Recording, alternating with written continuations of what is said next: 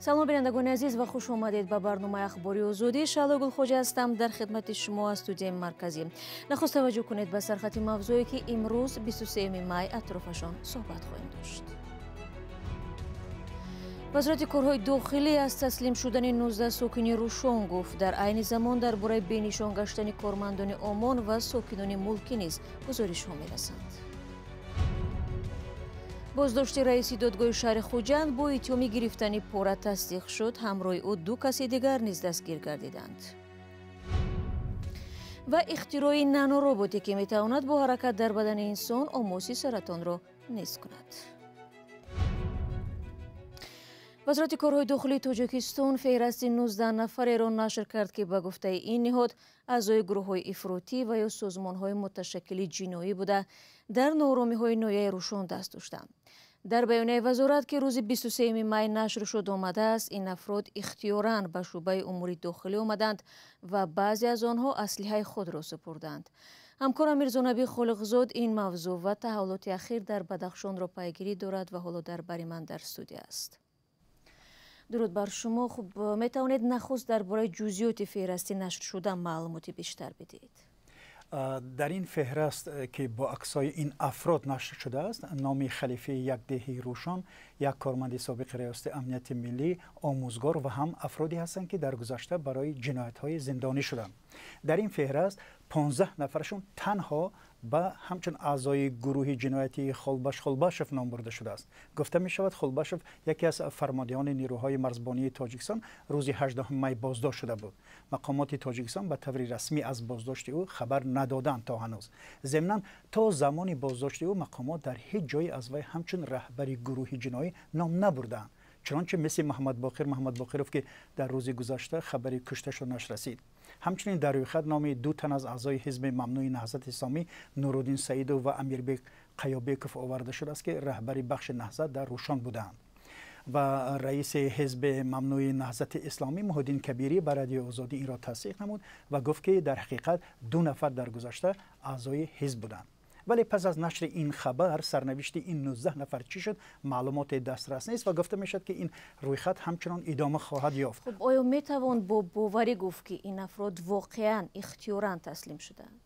бибинед, дар Бадахшон хусусан дар рӯзҳои амалиёти мақомоти қудратӣ таҳти унвони ба истилоҳ зидди террористӣ ҳам интернет ва ҳам телефонҳои ҳамроҳу хонагӣ хомӯш қатъ карда шуданд ва то имрӯз фаъол нестанд ва имкони тамос бо хонаводаҳои ин афрод хусусан номумкин шудааст. фаъолони маданӣ ва ҳомиёни ҳуқуқ боздоштшудагонро афроди бегуноҳ меноманд ки ба гуфтаи онҳо дар тазоҳуроти осоишта ҳам ширкат доштанд. баъди кушта шудани Маҳмад Боқиров имрӯзҳо дар Рӯшону Хорух чӣ мегузарад? طبق خبری که از یک منبع نزدیک به مقامات انتظامی در خاروق دسترسی ما شد، 7 کارمند نیروهای تعیینات مخصوص آمان در نزدیکی روشن بینشان شدند و سرنوشت آنها معلوم نیست. درکی از آنها نیست. دو منبع که خواستن نامشون ذکر نگردد گفتند 17 مسافری که از دوشنبه در حال سفر به ولایت بدخشان بودند 3 روز است بینشانند. هنوز در این باره مقامات هیچ اطلاعی نشر نکردند. به نقل پیوندان ساکنان روشن و خاروق که در بیرون تاجیکستان به سر میبرند، مقامات قدرتی با تشکیل پاسگاه‌ها در دروازه‌های روشن و خاروق تفتیشات و نظارت را پیش برده ایستادند. مقامات 18 مای گفتند در آنجا عملیات ضد تروریستی میگذرانند و ناراضیان را اعضای گروه‌های غیر قانونی نامیدند که به گفته آنها از خارج برای ناآرام کردن کشور دستور میگرفتند. تشکر برای صحبت. ضمناً همین حالا وزارت کارهای داخلی رویخطی دیگری عبارت از 27 نفر دستگیر شده ها را نشر کرد. وزارت از آنها با عنوان اعضایان گروه‌های متشکل جنایتی و اکستریمیستی تروریستی نام برده است که در تظاهرات روزهای 15 تا 18 مای امسال در روشن اشتراک کردند. خود ساکنان چنین اتهام را به پایه خوانده میگویند تنها برای حمایت از حقوق خود به کوچه ها برآمدند چون ماها باز زیر فشار و تعقیب هستند. باید گفت که حوادث یک هفته اخیر در ولایت مختار کوهستان بدخشان واکنش ها را از بیرون تاجیکستان هم به دنبال داشت که طرف ها را به آشتی و پایین آوردن شدت افزا دعوت کردند. همکارم زرنگیز نوروشو خلاصه این واکنش ها را به ما و شما میرساند. چند سازمان بین المللی و کشورهای غربی از واقعه‌های اخیر بدخشان اظهار نگرانی و حکومت را برای به گفته آنها استفاده بر زیاد نیرو تنقید کردند. با نشر یک بیانیه روز 20 می فرناند دیورینس گزارشگر مخصوص سازمان ملل در امور اقلیت‌های ملی از حکومت تاجیکستان خواست به قول او به سرکوب اقلیت‌های پامیری در ولایت بدخشان خاتمه دهد. او گفت فرونشاندن تظاهرات با عملیات به گفته مقامات ضد تروریستی میتواند سبب ناآرامی‌های بیشتر شود. دیورینس از بی‌توجهی حکومت تاجیکستان به توصیه‌های کارشناسان سازمان ملل برای پیشگیری ناآرامی‌ها اظهار ناراحتی کرده است.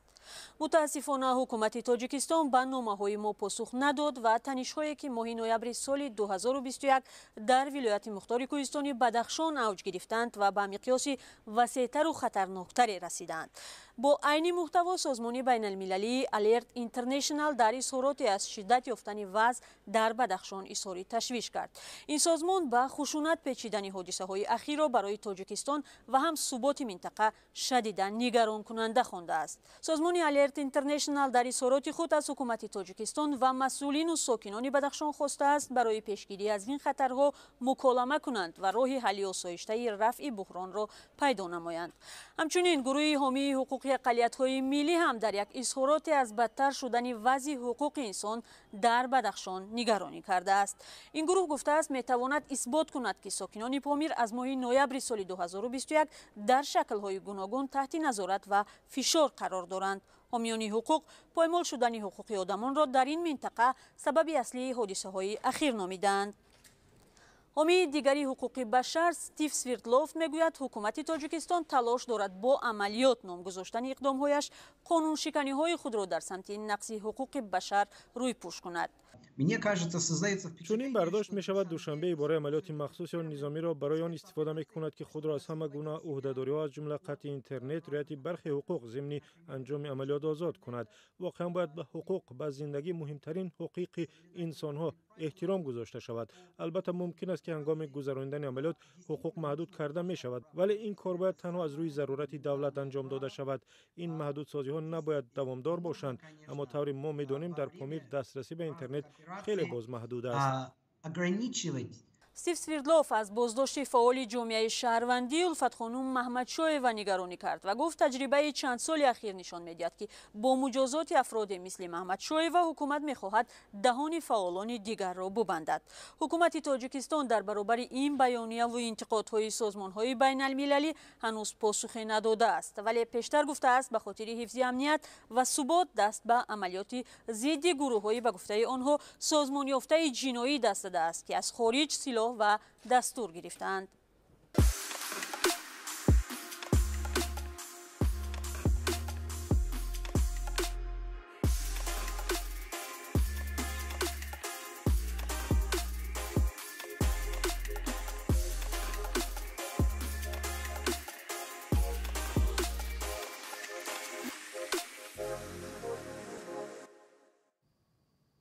شما برنامه اخباری آزادی رو تماشا دارید و حالا می رویم به ولایت سوخت. رئیس دادگاه شهر خوجند همراه با یک سودیه و یک وکیل دفاع با گمان پاره‌گیری بازداشت شدند. تقریبا یک ماه اخیر در باره حامد جان محمدزاده خبرهای زیادی هم می رسید. گویی می گفتند ناپدید گشته است، گویی دیگر اینکه به کارگاهش سر زده است و هم اینکه در دوشنبه به نهادهای گوناگون مراجعت کرده است. حالا همکار ما در ولایت سوخت فرزان محمدی به همه این تاریکی‌ها روشنی می افکند. رئیس دادگاه شهر خوجند حامد جان محمدزاده بازداشت شده است. این را چند منبع رادیو آزادی در نهادهای مربوطه و هم خود دادگاه تصدیق کردند. همراه او یک دادرس این دادگاه و هم یک وکیل دفاع نیز بازداشت شدند. هر سه نفر در گرفتن پاره گمان بر می باشند. تلاش‌های ما برای تماس با نزدیکان حامد جان محمدزاده هنوز نتیجه ندادند. مقامات همچنین وکیل او را به ما معرفی نکردند. نزدیک به یک ماه آخر درباره رئیس دادگاه خوجند آوازه‌های گوناگون پهن می‌شد. از همه بیشتر این را می‌گفتند که او توانسته است از یک عملیات اگنتی ضد کروپسیا رهایی یابد. و هنگام گرفتن پاره از این عملیات آگاهی یافته گرفتن مبلغ را به کسان دیگر سپرده از جای واقعه فرار کرده است. این فرضیه را مقامات تصدیق یا رد نمی‌کنند، ولی بازداشت شدن دادرس این دادگاه و هم ادوکات اشاره به آن میکنند که ممکن چنین حادثه جای داشته است. گفته می شود این عملیات روز 22 اپریل امسال گذرانده شده است. حامد جان محمدزاده 25 نوامبر سال 2021 رئیس دادگاه شهر خوجند تعیین شد. از سال 1996 تا 2000 در این منصب بود. در گذشته در مقام رئیس دادگاه ناحیه باباجان غفوروف، رئیس دادگاه ولایت سوخت، رئیس دادگاه ناحیه جبار رسولov و ناحیه سپتامین کار کرده است.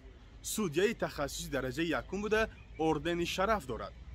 فعلا در تاجیکستان بیش از 400 دادرس کار میکنند. در 10 سال اخیر تقریبا 30 نفر آنها بازداشت و به زندان محکوم شدند. تعیین و برکناری دادرس ها با فرمان پرزیدنت عملی می شود. کمیسیون بین المللی حقوقشناسان ماه دکبر سال 2020 این نکته را تنقید کرده گفته بود که دادرس ها در تاجیکستان مستقل و بی‌غرضانه حکم صادر نمی کنند. حکومت تاجیکستان همیشه نظام عدلیه خود را عادلانه شمرده است. کمیسیون کم بودن معاش دادرس ها را از نکته های سست نظام دادگاهی در تاجیکستان نام برده بود. فرزان محمدی، رادیو آزادی، شهر خوجند. برنامه دوم می‌دهم مهندسان نانوروبوتی را اختراع دارند که می‌تواند با حرکت در بدن انسان آموز سرطان را نیست کند. پروفسور دانشگاه تگزاس با اختراع ربات نوعیان در چشم شروع کرده است که امکان دارد همچون یک گروه مستقل فعالیت کرده سرطان در بدن انسان را معالجه نماید. همکاران ما در این باره گزارش دارند. یوبین زن مهندس دانشگاه تگزاس در استین با گروه خود به ساختن ربات‌های سر کرده است که از نوک قلم هم خردترند. آنها می توانند در جسم انسان شنا کرده مستقلانه مشکل اعضای بدن از جمله ورم آموس را نابود کنند. امید داریم که روز آنها وارد جسم انسان شده جای آموس را معین و یا جراحی می کنند. این عمل به بریدن یگان عضو اجرا می شود. این ادعا از نگاه اول یک تخیل علمی است، اما عالمان دنیا حالا تلاش دارند آن را به واقعیت تبدیل دهند. ربات‌ها را توسط سوزاندارو یا فرو بردن وارد جسم انسان می کنند. به گفته زن برای رسیدن به هدف آنها دستجمعانه کار خواهند کرد. برخی از محققان برای به حرکت درآوردن نانو ربات‌ها از اولتراسادا و ریاکسیاهای کیمیایی استفاده می‌برند. گروه ربات‌سازان زن برای اداره ربات‌های خرد که از طلا، پلاستیک و سیلیکون ساخته شده‌اند، نور و شعاع‌های قوی را استفاده می‌کنند. زن آنها را میکرو یا نانو ربات نام می‌برد و می‌خواهد ربات‌ها مثل ماهیان کار یکجایه را آموزند. پروفسور زن ربات‌ها را به ماشین‌های خودگرد شبیه می‌کند که مسیر یا راهشان معین است، اما باید قاعده راه و خطرها را دانند. مهم برای آنها این کوشش پیشگیری از خللدار کردن سیستم مسئولیت بدن است. آفرندگانش نیت دارند که کار نانوربات‌ها آینده فقط با جسم انسان محدود نشود. زن میگوید امکان دارد روز این ربات‌ها در کل و دریاها هم شنا کرده آنها را از افلاسی‌ها پاک سازند. قرار است تفتیش کار نانوربات‌ها در جسم انسان تا 2-3 سال آینده آغاز شود. یعنی آن روز دور نیست که نانوربات‌ها به تبابت سرطان و جراحی عضوهای داخلی انسان شروع کنند. و خبر دیگر هم هست. سازمان ملل متحد روز 23 می گفت جنگ روسیه در اوکراین شمار نفرانی را که مجبور شدند خانه‌هایشان را ترک کنند از 100 میلیون نفر بیشتر کرد. در اظهارات دوره پناهندگان سازمان ملل گفته می شود به این آمار گروه‌های گوناگون فراریان از جمله پناهجویان، افرادی بیجو شده در داخل کشورهایشان و بیرون از آن داخل می شوند. تا پایان سال 2021 فراری ها از جنگ های افیوپیا، بورکینافاسو، میانمار، نیگریا، افغانستان و جمهوری دموکراتیک کنگو 90 میلیون نفر را تشکیل دادند. بعد هجوم بی اساسی روسیه به خاک اوکراین در تاریخ 24 فوریه در داخل اوکراین 8 میلیون نفر بیجو و بیش از 6 میلیون نفر دیگر از خاک این کشور بیرون شدند. بینندگان عزیز، با همین خبر اخبار آزادی را به پایان میبرم. تشکر از یک شما که تا آخر ما را تماشا کردید. خبر گزارش های دیگر چون همیشه در وبسایت ما گذاشته می شوند و هم آزادی ویدیو یوتیوب دسترسی شما است. تا برنامه های فردا از آن خود را احتیاط کنید و خدا نگهدارتان.